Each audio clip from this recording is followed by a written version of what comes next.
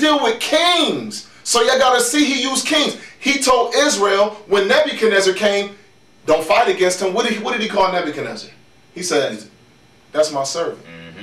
He's serving my purpose right now. And if you fight against him, I'm telling him to kill you. Yeah, I'm telling him to kill Israelites who go against him. So if he uses the kings of the earth, why are y'all shortening Yah's hand and how he worked? You got this great king of Alexandria here, and it's letting you know this one done rashly. They took their time, they talked about it, they counseled in it, how to get it done, the whole nine, right?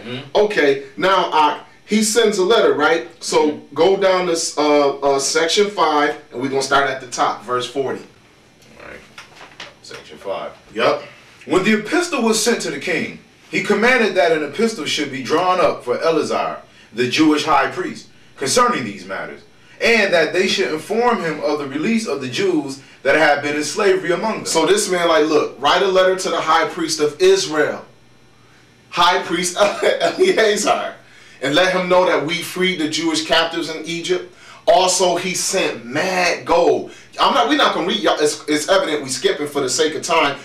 But you have to study these things. I done read this 2-3 times. I done read this whole thing 2-3 times on my own already. But you have to read it on your own. Now, what we want to do is this. Go to verse, you still in chapter 5. Go to verse 48. And as I am desirous to do what will be grateful to these and to the other Jews in the habitable earth, I have determined to procure an interpretation of your law, and to have it translated out of the Hebrew into Greek, and to be deposited in my library.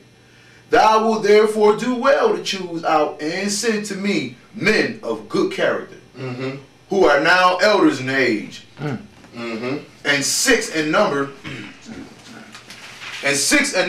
of every tribe.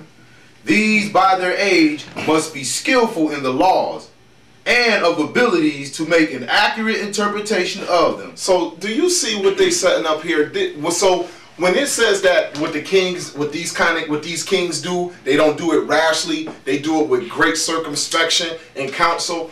Look, it's evident here, even the way they wrote the letter to the high priest, like, look, we don't want no questions about this thing. This would be not just good for my library, but even for the Jews who live in my kingdom outside of Jerusalem. Right.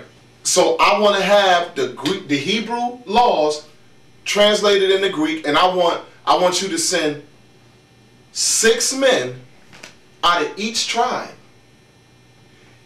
Ancient men, he said elders in age, and because of their age, they must be skillful in the law and abilities to make accurate interpretation. So that means not only do they know the Hebrew, but they also understand the Greek in order to be able to make an interpretation.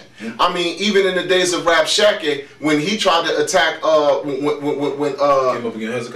when he came up against King Hezekiah, when they came to speak on the walls of Jerusalem, hey, the ambassadors came out and said, yo, don't talk in Hebrew. Talk to us in your tongue. We understand y'all language. It's like, no, them cats on the wall gonna die, so they need to hear it for their own self. But that's just letting you know that it was common then in languages to have men who understood various languages, as well as the Hebrews understood the various languages of the people who they dealt with. This is just honest history, okay? So this can't be knocked. This is great painstaking carefulness is being taken in order to make sure that the finished word be a good word. And can I add on just that? It's interesting because this Greek king, he was very, very, very meticulous about making sure that there won't be no errors or no mistakes when it's translated. Can you read that again when he said that? Yeah, let's read that again. Just to reiterate that point. You want to read that again? Yeah. Go ahead and read that again.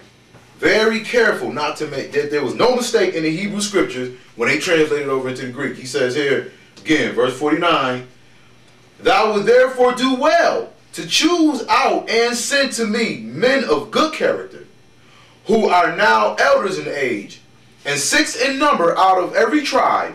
These by their age must be skillful in the laws, and of abilities to make an accurate interpretation of them. And when this shall be finished, I shall think that I have done a work glorious to myself. So here, he's letting it be known. Now, the truth of the matter is that this is what the elder does. So look at what the elder says.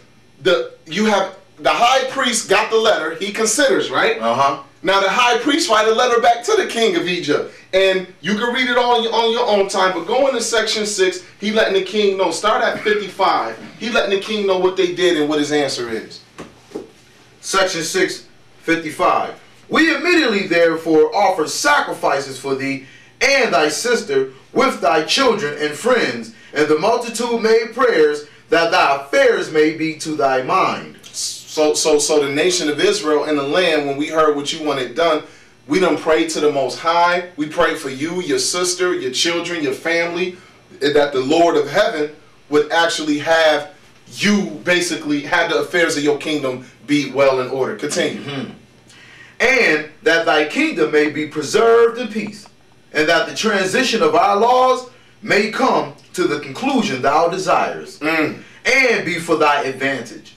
We have also chosen 6 elders out of every tribe, whom we have sent, and the law with them.